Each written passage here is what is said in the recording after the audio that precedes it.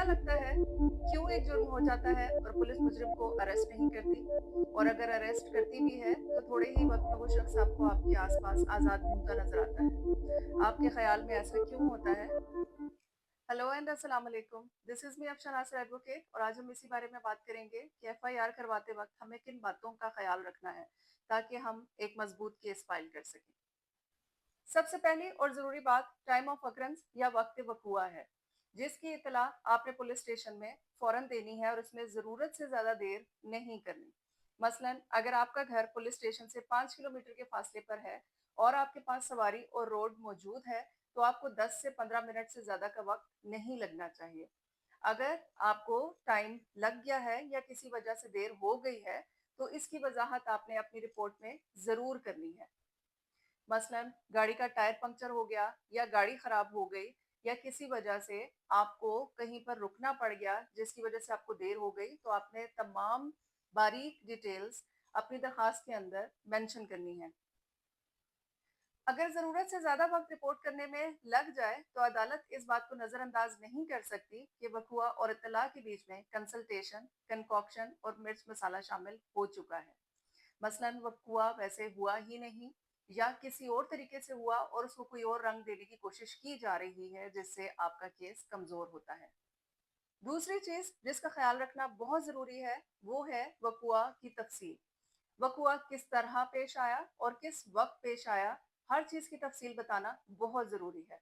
मुल्जिमान अगर एक से ज्यादा थे तो किसका क्या रोल था। मसलन ए ने मुक्का मारा, बी ने डंडे से वार किए, मुक्के से दांत टूटा और बी के डंडा मारने से बाजू में फ्रैक्चर हुआ। स्पेसिफिक रोल बताना बहुत जरूरी है।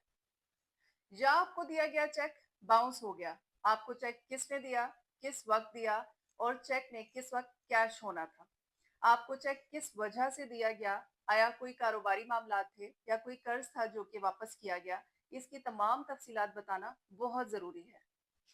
तीसरी अहम चीज वकूआ या क्रंस के गवाहान है। कौन कौन चश्मदीद गवाह है और कौन कौन वाकये का डायरेक्ट या इनडायरेक्ट इल्म रखता है, ये बात बहुत जरूरी है।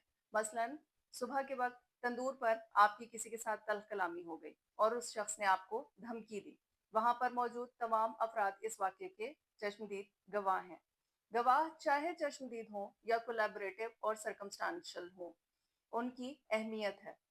या पैसों की लेन देन के मामला जहां पर आपने अपनी रकम का मुतालबा जिरगा मेंबरान या दूसरे अशखास के सामने किया और दूसरे शख्स ने आपकी रकम वापस करने से इनकार किया या वक्त तलब किया, तो ये तमाम अफराद आपके लिए बहुत अहमियत रखते हैं और इन तमाम गवाहान का जिक्र हर वाक़ये के हिसाब से रिपोर्ट में करवाना बहुत जरूरी है।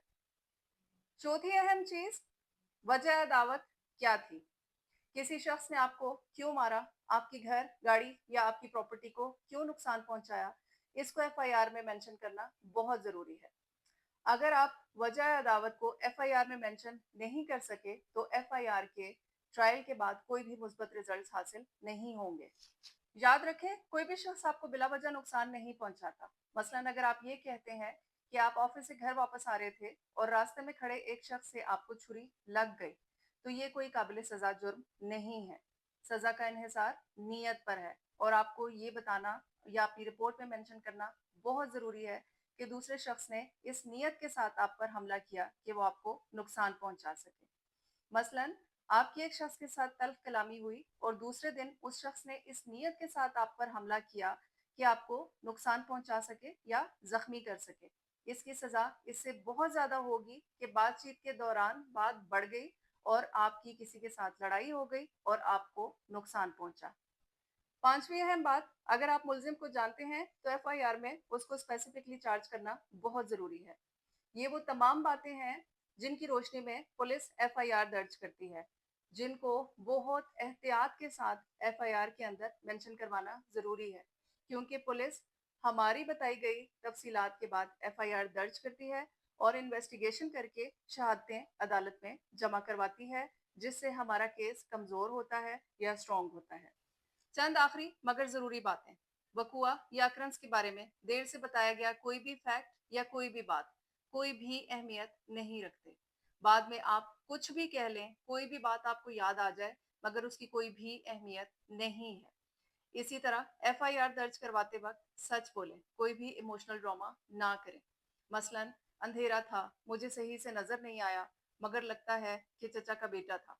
मगर वही चचा का बेटा जब सीसीटीवी कैमरास के थ्रू अपनी मौजूदगी अपने ऑफिस में साबित करने में कामयाब हो जाएगा, तो यकीन माने कि आप अपना केस अपने हाथों से तबाह कर चुके होंगे।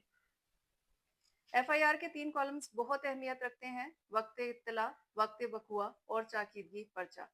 इन कॉलम्स को ईमानदारी और सच्चाई के साथ फिल करवाया जाएगा, तो हम एक स्ट्रॉन्ग केस फाइल करने में कामयाब हो सकेंगे। अगर रिपोर्ट करते वक्त इन सारी बातों का बहुत बारीकी से ख्याल रखा जाए और एफआईआर सच्चाई और ईमानदारी के साथ दर्ज करवाई जाए, तो यकीन माने कि आपकी ये शिकायत कि मुजरिम आज़ाद घूमते नजर आते हैं, खत्म हो जाएगी। Hope you like the video. See you next time. अल्लाह हाफिज।